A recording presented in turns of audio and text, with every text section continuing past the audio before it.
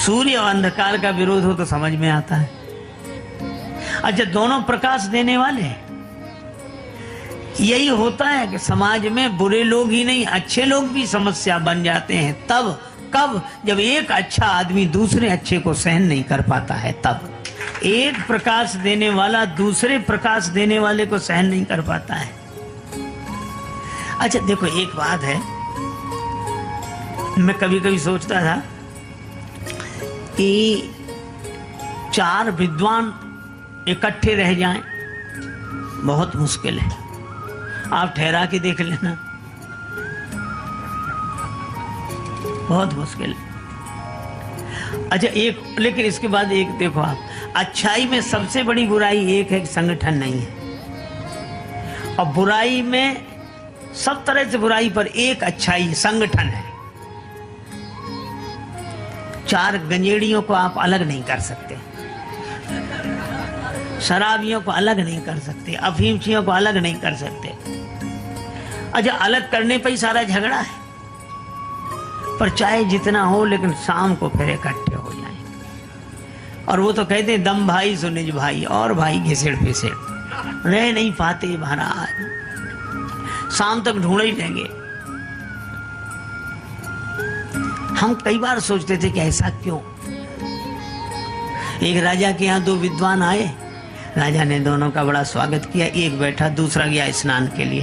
तो राजा ने कहा कि आप तो बड़े विद्वान हैं, ये आपके साथ ये भी तो विद्वान होंगे। बोला काहे का विद्वान, बैल है, 1 से 2 अच्छे इसलिए हम लिए फिरते हैं। राजा बोला अच्छा। तब तक वो आ गए। अब ये गए स्नान को, तो राजा ने उससे पूछा कि आप तो बड़े विद्वान, और ये आपके साथ ये भी तो विद्वान होंगे। बोले काहे का विद्वान, घोड़ा है, 2 अच्छे इसलिए। दोनों आए, चलिए भोजन करें। भोजन के लिए गए, तो राजा ने एक के सामने भूसा रखा, एक के सामने घास, शुरू करो। दोनों बोले हम लोगों का अपमान है। राजा ने कहा परिचय तो आपसे ही मिला, आप कह रहे थे वो बैल है और आप कह रहे थे वो घोड़ा है, इसलिए ये हम लोगों की हालत है। और शराबियों में इतना प्रेम महाराज, चाहे दिन भर झगड़ा हो जाए, शाम को इकट्ठे, बड़ा प्रेम। अच्छा, मैं समझ नहीं पाया कि ऐसा क्यों होता है। तो मुझे एक ही बात लगी कि गंजेड़ी, भंगेड़ी, अफीमची, शराबी, इनको लोग गाली देते हैं, अपमान करते हैं, और विद्वानों का सम्मान करते हैं, है ना, प्रणाम करते हैं, आरती उतारते, पूजा करते हैं, विद्वान है। और जो नशे वाले हैं इनका विरोध करते हैं, गाली देते हैं। और ये स्वाभाविक नियम है। सम्मान आदमी अकेले पाना चाहता है और अपमान मिलकर भोगना चाहता है। अपमान हो, ये भी साथ थे, ये भी साथ थे, ये भी साथ थे, यानी अपमान में हम सब शामिल हैं और सम्मान में हम अकेले। यही हम लोगों की सबसे बड़ी विडंबना है। परशुराम जी सोचते हैं कि हमारे रहते ये दूसरा कौन आ गया, ये दूसरा कौन आ गया। राम जी ने कहा कि आपका तो वैसे ही बड़ा नाम है, परुष सहित बड़ा नाम तुम्हारा, और राम मात्र लघु नाम हमारा। महाराज हम आपको हाथ जोड़ते हैं, प्रणाम करते हैं। परशुराम जी बोले समझ गया, तू भी बहुत डरता है और डर कर बात कर रहा है, बड़े भाई की चतुरता की तरह। राम जी ने कहा कालव डरहि नलन रघुवंशी,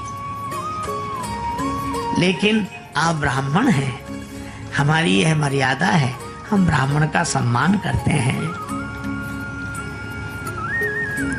परशुराम जी बोले मेरा क्रोध शांत नहीं होगा जब तक फरसा न चले। राम जी ने सिर झुका दिया, तो चलाओ फरसा, कर कुठार आगे यह शीशा।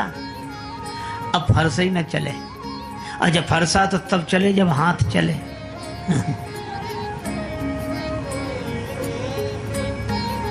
देखो,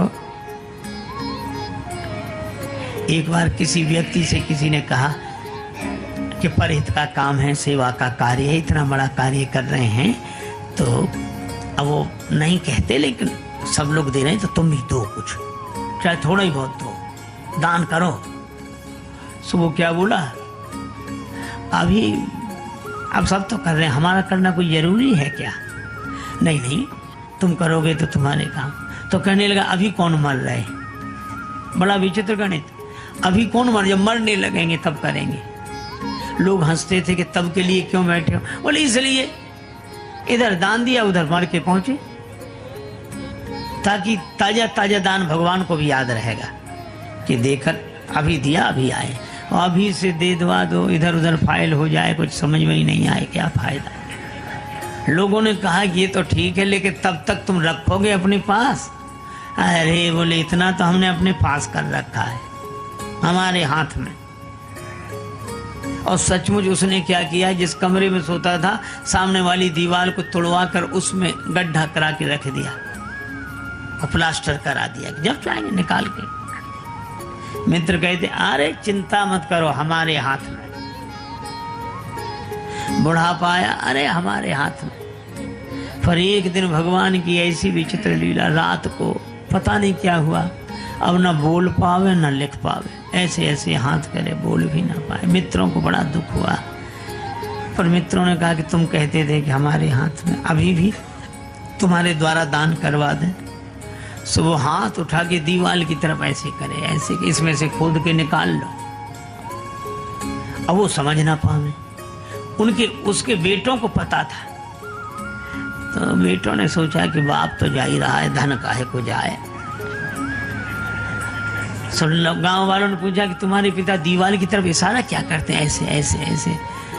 बेटे बोले पिताजी ये कहते हैं कि बचा कहाँ है देने के लिए, जो था तो सब इसमें लग गया, इसमें लग गया, इसमें दीवार में लग गया, मकान में लग गया। अब बोलो,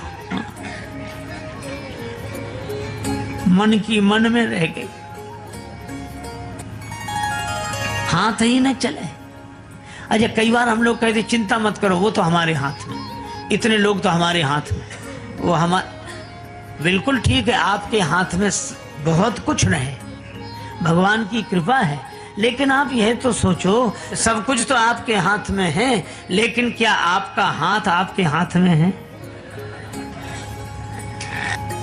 देखो घड़ी सबके हाथ में है ना? घड़ी सबके हाथ में है, लेकिन घड़ी किसी के हाथ में नहीं। किस घड़ी क्या हो जाए, हम सोचते हैं कि हमने हाथ में घड़ी बांध रखी है, जबकि घड़ी ने ही हाथ बांध रखा है। तो हमने ये कथाएं सुनी स्वामी राजेश्वरानंद जी महाराज द्वारा। बहुत ही सुंदर तरीके से इन कथाओं का वर्णन उन्होंने किया है। उम्मीद है आपको ये कथाएं बहुत पसंद आई होंगी। अगर आपको ये कथाएं पसंद आई हैं तो चैनल को सब्सक्राइब कीजिए, वीडियो को लाइक और शेयर कीजिए, ताकि इस तरह की प्रेरक और हास्य कथाएं हम आपके लिए लेकर आते रहें। आपका बहुत बहुत धन्यवाद।